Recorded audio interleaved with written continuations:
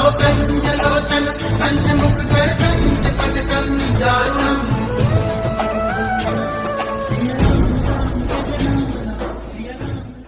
महाराज जी के आज के विशेषांक में रक्षा सूत्र परिवार के सभी सदस्यों का हार्दिक स्वागत है।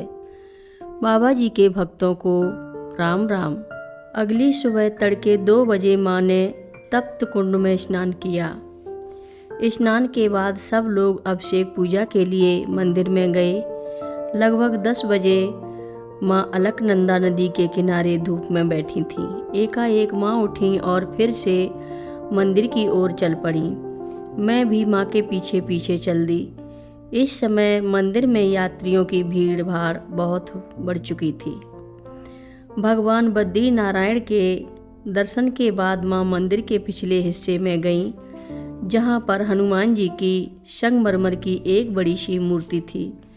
उसके दाईं ओर एक बड़ा सा बरामदा है, जहाँ यात्री कथा प्रवचन और पूजा पाठ करते हैं। इस बरामदे के किनारे पर मैंने एक साधु बाबा को बैठे देखा, जो अन्य साधुओं से भिन्न लग रहे थे। माँ ने उनको देखकर अपनी धोती के पल्ले का घूंघट सा निकाला और अपने चेहरे को ढकते हुए उन साधु बाबा के निकट जाकर बरामदे के नीचे उनके पास बैठ गईं।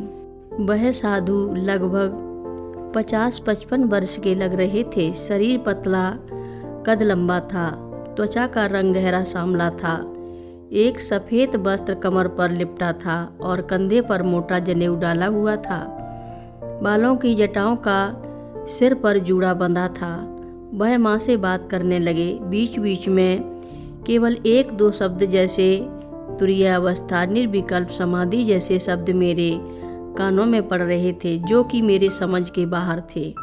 माँ उनके वचन ध्यान से सुन रही थीं। जब वह मेरी तरफ मुड़े तो मैंने देखा कि उनका चेहरा बिल्कुल वैसा ही था जैसे मैंने माँ की पुस्तक से निकले हुए हनुमान जी की छवि में देखा था।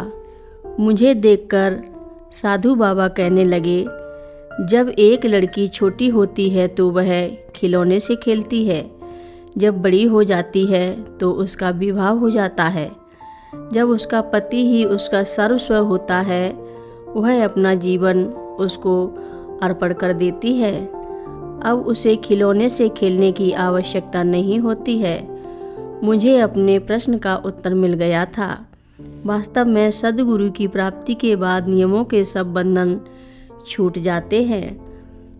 अब जब मंदिर में माँ की उपस्थिति के बारे में अन्य यात्रियों को पता चलने लगा तो माँ ने जल्दी से साधु बाबा को प्रणाम किया और वहाँ से तेजी से बाहर आ गई। मैं भी माँ के पीछे पीछे आ गई। थोड़ा आगे पहुंचकर माँ ने मुझसे पूछा, तूने बाबा जी को कुछ भेंट में दिया है?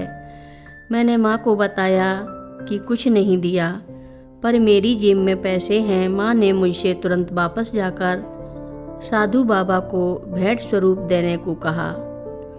मैं वापस साधु के पास दौड़ी, लेकिन वहाँ कोई भी नहीं था जहाँ पर हमें साधु बाबा मिले थे।